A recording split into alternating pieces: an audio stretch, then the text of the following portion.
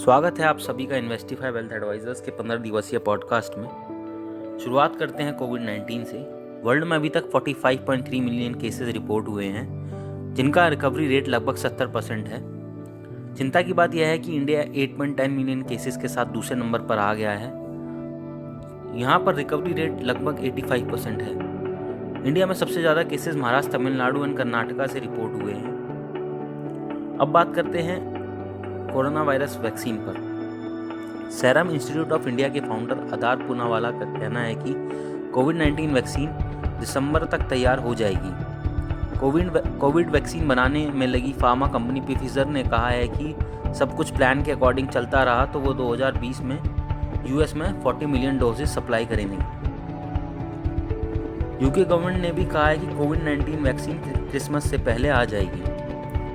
Pharma company Sanofi और GSK ने कोविड-19 vaccine Covax की 200 मिलियन डोजेस सप्लाई करेगी। उधर एस्ट्राजेनेका के कोविड वैक्सीन टेस्ट करवाने वाले वॉलंटियर की ब्राज़ील में डेथ हो गई। मॉडर्ना का भी कहना है कि कोविड-19 वैक्सीन के इंटरिम रिजल्ट नवंबर तक आएंगे। अब कुछ अपडेट्स मैक्रो इकोनॉमिक व्यू से। भारत ने onion seeds export immediate effect से बैन कर दी है। कर्नाटका में जीएसटी कलेक्शन में बढ़ोतरी देखने को मिली, जो एक पॉजिटिव न्यूज़ है। इंफ्रास्ट्रक्चर में टाइम और कॉस्ट बचाने के लिए सरकार ने प्रोजेक्ट मैनेजमेंट का कॉम्प्रिहेंसिव फ्रेमवर्क बनाया है। ओनियन के दामों को बढ़ता देखकर सरकार ने 1 लाख टन ओनियन अपने बफर स्टॉक से रिलीज की। भारत ने सेंट्रल एशिया को कनेक्टिविटी एंड डेवलपमेंट के लिए 1 लाख करोड़ का लाइन ऑफ क्रेडिट दिया। नीति आयोग ने भी कोविड के चलते ऑनलाइन डिस्प्यूट रेजोल्यूशन का प्रस्ताव रखा। नीति आयोग ने अभी और पीएसयूज को बेचने की तैयारी में लगी है।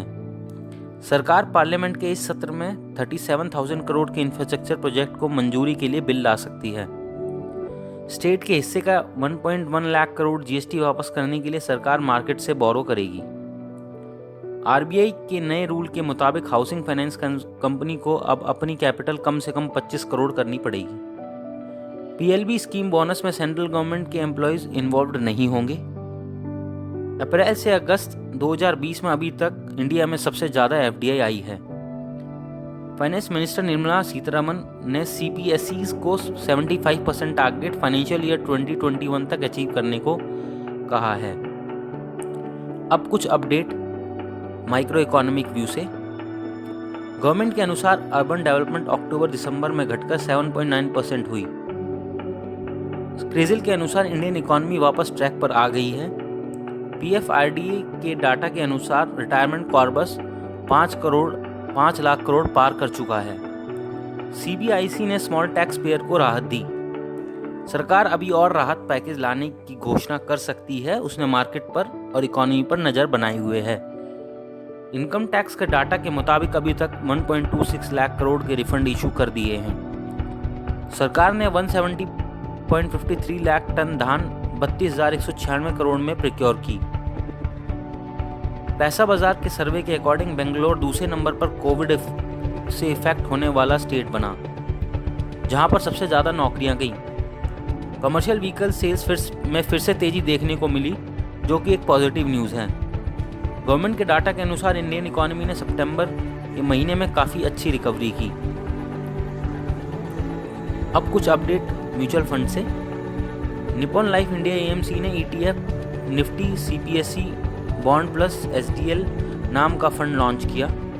आदित्य बिरला एएमसी 2500 करोड़ का आईपीओ लाने की तैयारी कर रही है। मेरी एएमसी ने भी 2 पैसिव ईएसजी फंड लॉन्च किए। कर्नाटका हाई कोर्ट ने फ्रैंकलिन म्यूचुअल फंड को बिना इन्वेस्टर्स की इजाज़त के बंद करने से मना किया। रिसर्च में सामने आया कि 60% ईएलएसएस फंड ने बेंचमार्क को बीट ही नहीं किया।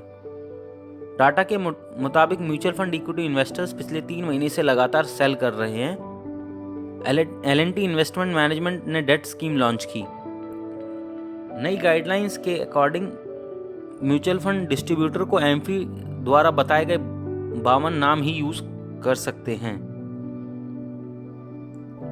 सेंसेक्स और निफ्टी 0.50% गिरे, जिसमें सेंसेक्स 39,749 रहा और निफ्टी 11,670 रहा। जिसमें टॉप गेनर्स एशियन पेंट्स और अल्ट्राटेक सीमेंट रहे, जबकि top losers L&T and Titan रहे। अब हम अपना पॉडकास्ट यहीं समाप्त करते हैं। आप सभी का बहुत बहुत धन्यवाद पॉडकास्ट सुनने के लिए।